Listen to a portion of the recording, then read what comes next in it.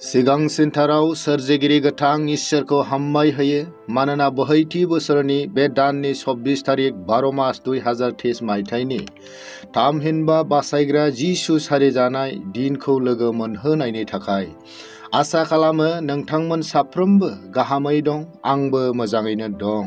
इसोरा फानि नेनाय आरो नोंथांमोननि आर'जाव दिनैनि गोथार सानाव नोंथांमोन साफ्रोमखौ नैबे बरसानि फुंखा इउटुब चेनेलाव बरायो आरो आंनि गोसो गोरबोनि अनसायनाय सिबिनाय गेदेर साननि रंजानाय नोंथांमोन साफ्रोमनो जासिग्रोहरो।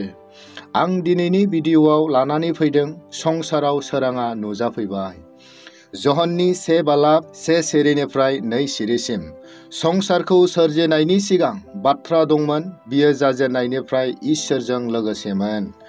ख्रिस्टनियाव अनलायग्रा गेदेबा नोंथांमोन, थांनाय एबा बिदाय लालांनाय सेथि एडभेन्टनि रबिबारनिफ्राय थामहिनबा सासे राजा फैगौ बे गाहाम खौरांखौ जों खोनाबोबाय थादोंमोन। थारैनो बे जिउनि राजाया गमामा दिनै बुहुमाव सारि जाफैबाय।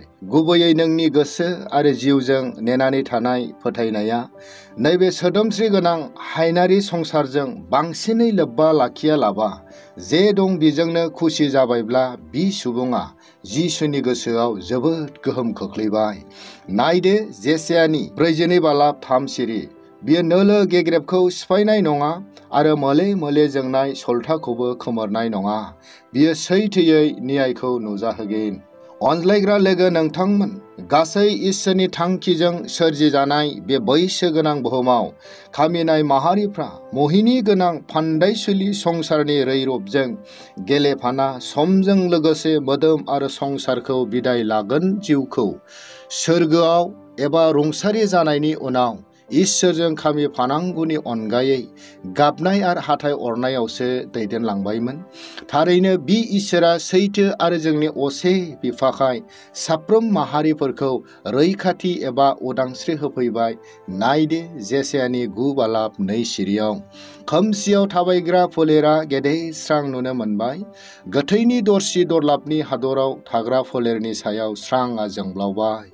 मानिजाथाव लोगो नोंथांमोन, सासे एबा मोनसे नखरा जेब्ला आंखाल आरो सैनायजों मोगा मोगि जानांना माहारि हिसाबै गलाम एबा गोरिबनि बिबान बाननांनानै हावरियानि सादोर फांथेना थानांनाय नखरखौ अनसायग्रा सासे सुबुङा जेब्ला हेफाजाबनि जोहै सहाय खालामो, अब्ला सन्मानजों लोगोसे आगोर गोमाजानाय बे नखरनि सोद्रोमाफोरनि मेगननिफ्राय खुसिनि मोदै बोहैयो। जेरै थिग बिदिनो रैखागिरि महरै जिउनि राजा जिसुआ जोंनि पापखौ आरो नासयजानाय जिउखौ उदांस्रि होनो बुहुमाव नुजाफैबाय। नायदो जेसायानि 25 बालाब 8 सिरिनि बिनिफ्राय, आरो इसोर फोरबुआ बयनिबो मोखांनिफ्राय मोदैफोरखौ हुगारगोन आरो गावनि रायतफोरनि बरनामखौ पृथिबिनिफ्राय बोखारगोन। बेनो फोरबुनि रायथिनाय। अनज्लायग्रा लोगो नोंथांमोन, सासे सुबुङा मानिबा जाहोनाव खोनानाय दाबसे जायगायाव थांनो गोनां बिसय जादोंब्ला मिथियैखौ लानानै सोरबा सासे सुबुंनि जोहै थांखियाव सहैयो बादि थांनाय एबा बे दाननि 3 तारिखनिफ्राय बयनिबो नखराव फसंजानाय मानगोनां हाथरखिया नखरनि गासै सुबुं माहारिफोरखौ सोरजिग्रा इसोरा खैफोद खैदांनिफ्राय दैदेननानै दिनैसिम लाबोना रैखागिरिखौ नुजाहोफैबाय। थिग बिदिनो बिदाय लालांनाय मोनसे समावबो सानसुमैगिरि 3 गोनोखोफ्रा नाबिजों बुंजानाय बे बाथ्राखौ फोथायनानै बासायग्राखौ लोगो हमनो थांनाय समाव लामा आन्दायना थरसे हाथरखिनि हेफाजाबजों बिसोरो जिसुखौ लोगो मोनहैदों आरो रंजाना बेसेन गोसा दान गथायना मान होदों। नायदो माथाइनि 2 बालाब 10 सिरिनिफ्राय 11 सिरिसिम। बे हाथरखिखौ नुनानै बिसोरो इनायनो रंजाबाय आरो न' सिङाव हाबनानै बिसोरो गथ'खौ बिनि बिमा मारियामजों लोगोसे नुबाय आरो गुग्रुबनानै बिसोरो बिखौ खुलुमबाय आरो गाव गावनि जेसरफोरखौ खेवनानै बिसोरो ओरैनो होनायफोर सना, खुन्दुरु आरो गन्दरसखौ बिनो होबाय। ख्रिस्टखौ फोथायग्रा लोगो नोंथांमोन, हाथरखिनि असिलायै मान आरो गियानजों सुफुंजानाय हादरनि नायखांग्रा सानसुमैगिरि एबा गोनोखोफ्रानो होदावरि होसोना जिसुखौ मोजां दाम गोसा बेसाद होनानै खुलुमफैदोंब्ला जाउनाव गिबि बाथि सावनायनिफ्राय थामहिनबा हाथरखि फसंजेननायनिफ्राय थामथिम जानाय नों सासे सुबुङा जिउनि राजा जिसुनो मा बेसाद होनानै खुलुमगोन? नायदो गालातियानि 5:22 सिरिनिफ्राय 23 सिरिनि बिसिम। आन्थाय जिउनि बिथाया अन्नाय, रंजानाय, गोजोननाय, सैसोनाय, गाहाम जानाय, मोजां जानाय, फोथायजानाय, गुरै जानाय, गावखौ हमथानाय।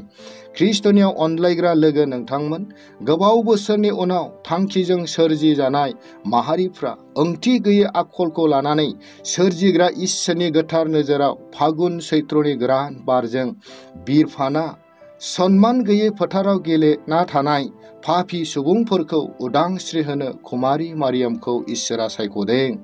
रायथि जानाय फोरबोनि बाथ्राखौ मारियामा लाजिनायखौ गारनानै नेवसिया लाबा जाउनाव बुहुमखौ बासायगिरि बिमा बिबुं मोनदों।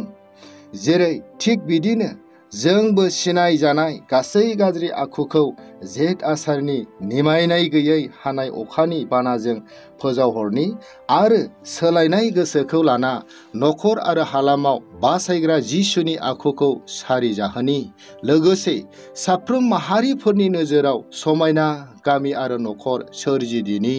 नायदो 2 करिन्थनि 7:10 सिरि। मानोना इसोरनि इस्साबादि बिखा खामनायजों मन फाफिननाया बासायनायाव दैदेनलाङो, बेयाव दुखु गैया। आन्थाय संसारनि बिखा खामनाया थैनायखौ लाबोयो। इसोरा बे बाथ्रा आरो खोनासंग्रा साफ्रोमखौ बोर होथों। फै जों आरज खालामनि। पापखौ मुगैग्रा आरो पापीखौ अनखांग्रा जोंनि गोथार इसोर, जबान होखानाय बादि थारैनो नों इसोरा जोंनि पापजों नोंखौ दुखु होनाय गोरोन्थिफोरखौ सुस्रांनो जिउनि राजा महरै जिसुखौ हरबाय। आफा, बे जिसुखौ गोसो सोलायना लोगो हमनो लोगोसे खुलुमनो बयखौबो थुलुंगा होदो। जिसुनि मुङै बिबाय। आमेन।